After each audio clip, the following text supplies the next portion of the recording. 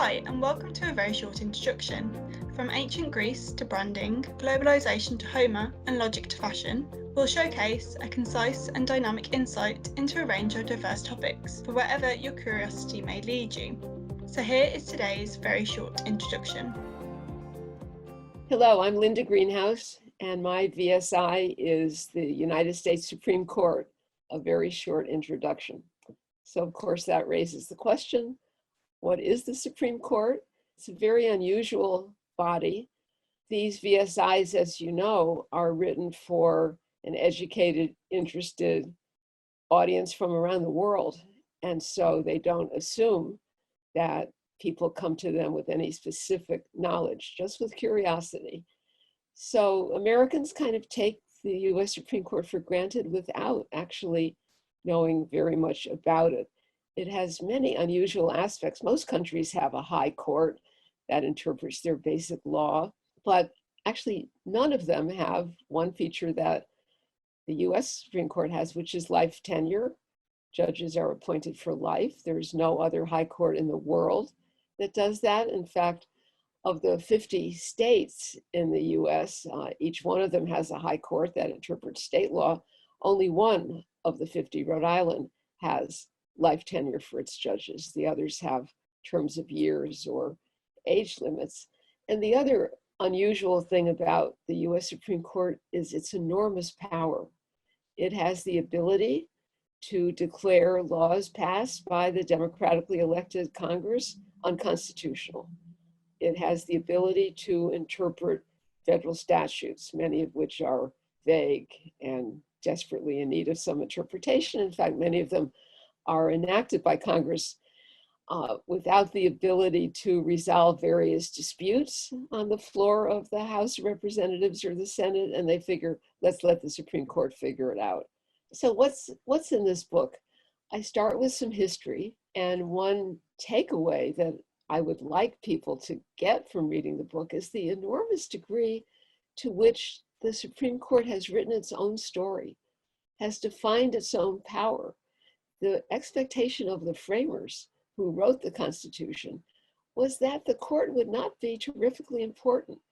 Alexander Hamilton, in one of the Federalist Papers, which were a set of basically political documents aimed at persuading people to vote to ratify the Constitution, called the judiciary the least dangerous branch. The court wasn't given any specific powers, really, in the text of the Constitution. Article 3, which is the judiciary article, simply says there shall be one Supreme Court, and such other courts as Congress may from time to time establish.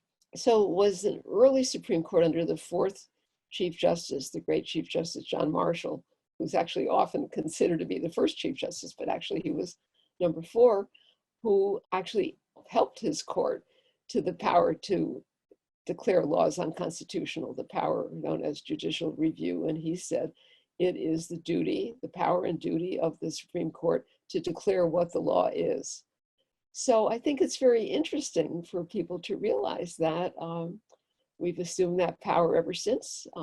It has helped shape important aspects of the United States history. For instance, in Brown against Board of Education in 1954, when the court said that school segregation by race was unconstitutional, that was the Supreme Court that helped launch the Civil Rights Revolution. And in 2000, when the court said, by the way, there should be no more recounting of the presidential votes in the disputed election in the state of Florida, a case called Bush against Gore, it was the Supreme Court that effectively made George W. Bush president of the United States. So the court's power is really quite obvious. We assume it, but it wasn't necessarily part of the original plan. Another thing that's often misunderstood about the Supreme Court is the power or lack thereof of the Chief Justice. It's the Chief Justice of the United States, not, as is often said, the Chief Justice of the Supreme Court.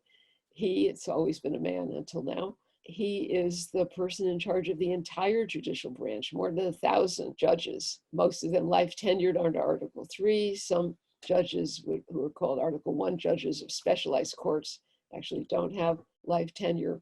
But there's nothing in the Constitution that really defines the Chief Justice's role, except for one rather odd little difference. The Chief Justice, the Constitution provides, shall preside over the Senate trial of the impeachment of a president.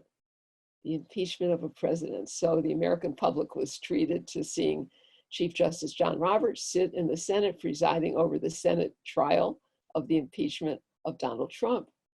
Of course, that led to his acquittal. But why would the Constitution say that?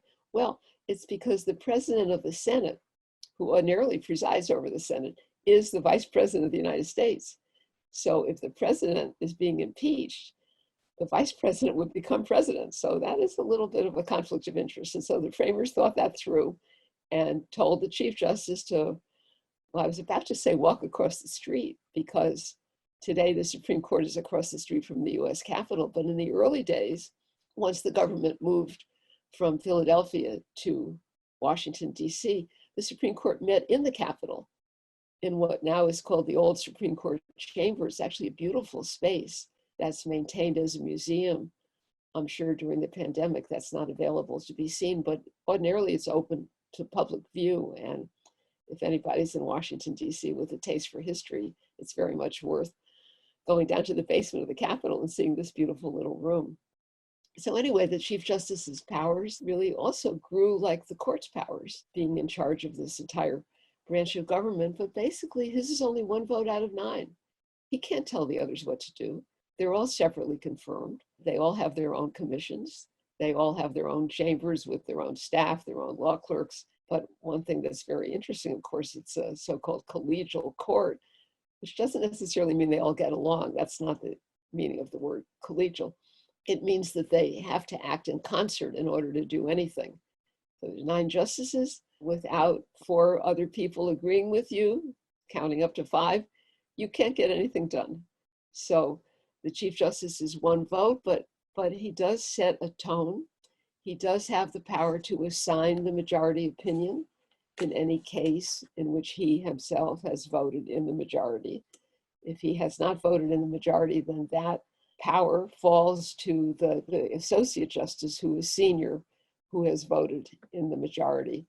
And the power to assign an opinion is an important power, because the devil is in the details of a lot of Supreme Court opinions. And each Supreme Court decision, the opinion that backs up that decision, tells a narrative. You might say narrativizes the story and the law.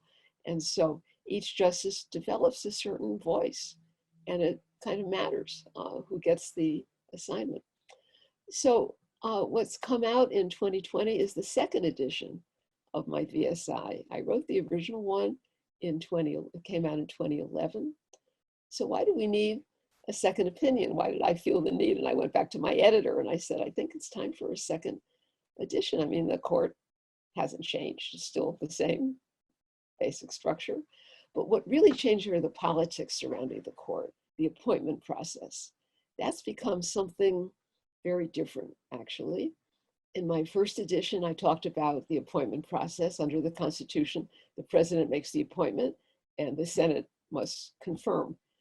And what I said then, and what I always believe to be true, is that as long as the president, no matter what the president's party, no matter what the majority in the Senate, as long as the president makes the nomination, that's sort of within the bounds of the existing ideological consensus in the country. That nominee is going to, chances are high, that nominee is going to get confirmed. That changed. That really changed as the polarized American politics changed, and we've had real shoot 'em up showdowns in the Senate over presidential nominations, not only in the Trump era, but starting in the Obama era. President Obama made 2 nominations to the Supreme Court, Sonia Sotomayor and Elena Kagan, 2 very highly qualified women. Neither of them was particularly ideological, and a great majority of Republicans voted against them, voted to deny their confirmation under marching orders from the Senate Republican leader, Mitch McConnell, who basically had publicly said that his desire was to deprive President Obama of accomplishing anything. So in the first edition of my book, obviously the name Mitch McConnell would not be found in the index. But in the second edition, I tell the story of what's become of the nomination process. And I'll just close with one more observation about the court that I think is quite significant. Today, for the first time in certainly modern American history, the polarization on the court maps completely onto the political polarization in the country. And what I mean is this: we have basically 5 conservative justices, we have 4 basically liberal justices.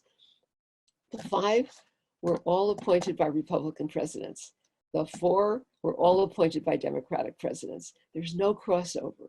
And throughout our history, there have been crossovers, some of them very famous. Chief Justice Earl Warren, the famous, very liberal Chief Justice in the 1950s and 1960s, was named to the court by President Dwight Eisenhower, a Republican, basically to get Earl Warren out of Republican politics as a potential competitor. He had been governor of California, very active in politics. And President Eisenhower is said to have said, this may be apocryphal, I've only made 2 mistakes in my political career, and they're both sitting on the Supreme Court. And they were 2 of his appointees, Chief Justice Warren and Justice William Brennan, who was even more liberal than Chief Justice Warren and had been appointed because he was a Northeastern Catholic from New Jersey, and President Eisenhower was trying to appeal to the Catholic vote. So the Supreme Court has never been out of politics, but these days it's directly in the political foresight, the political sights of the American public. And what that means for the court as an institution, what that means for our politics, is an unfolding story that's outside the bounds of my little VSI. Thank you.